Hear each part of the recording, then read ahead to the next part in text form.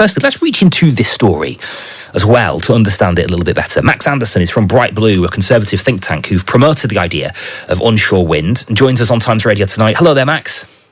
Hi, how you doing? Yeah, really well. You have described this, Max, as being an easy political win for the government. The reality, though, as we've been hearing here, is that this was Rishi Sunak's leadership campaign, a pledge during his leadership campaign. And as we've been hearing, there are MPs poised to make his life very difficult if he does change tact on this. Yeah, it is a difficult one for Rishi. That of course should be accepted because at the start of his premiership, he wants to look tough. He wants to look like he can actually take on these backbenchers.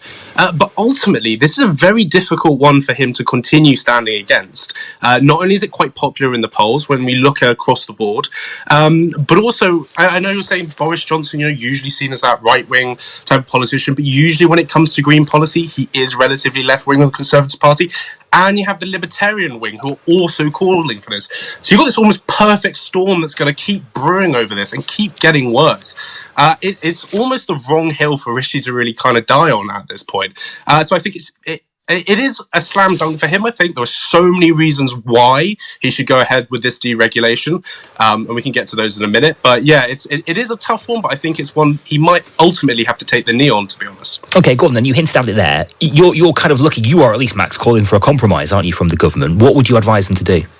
Well, it's a tough one to say. I think what Rishi's problem is going to be is he wants to give, which is quite a conservative thing, is to give local communities still the control that they would like. I mean, that is a conservative thing to kind of have, is people being able to control their lives. But what we've seen under the Cameron era is it went too far. It's gone far too far. And the fact that it's a single person can ultimately, at the end of the day, prevents new wind farms getting their planning permission. And we've seen since 2015 that a huge decline in wind farms.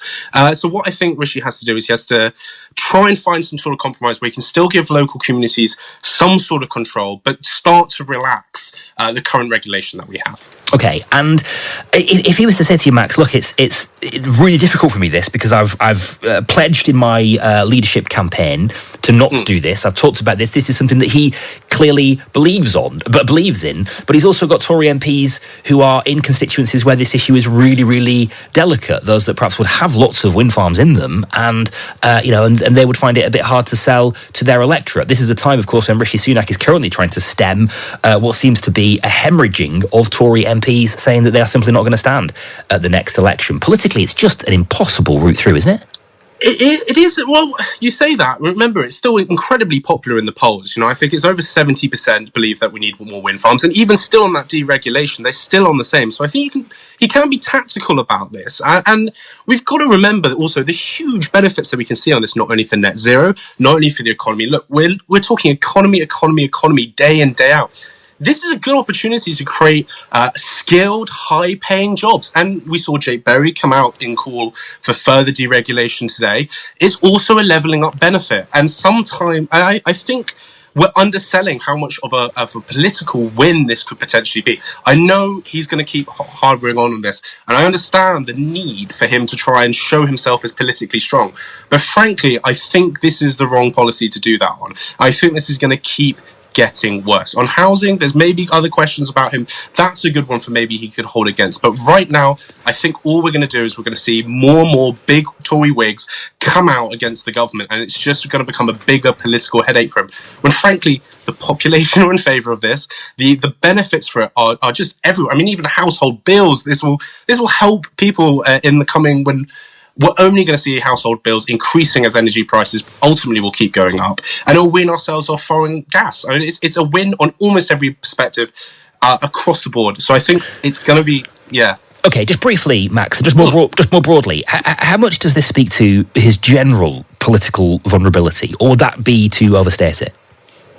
I think it does to a certain extent. I mean, we're going to see over the next 2 years. This is not going to be the first rebellion. I doubt it. This is not going to be. This is the first, and it will certainly not be the last. Housing as well came up this week. I think it speaks that every single one of the Tory backbenchers, especially those of the ones who are saying they're quitting, they're leaving politics, they've got nothing to lose at this point, effectively. So they might as well call for the things that they really want to see, what they want changed, while they are have the time while they're in power. So it's going to get worse for him, unfortunately, I think, over the coming years. It's a very tough position to be in, but hopefully he'll be able to see it out. Okay, Max, really nice to talk to you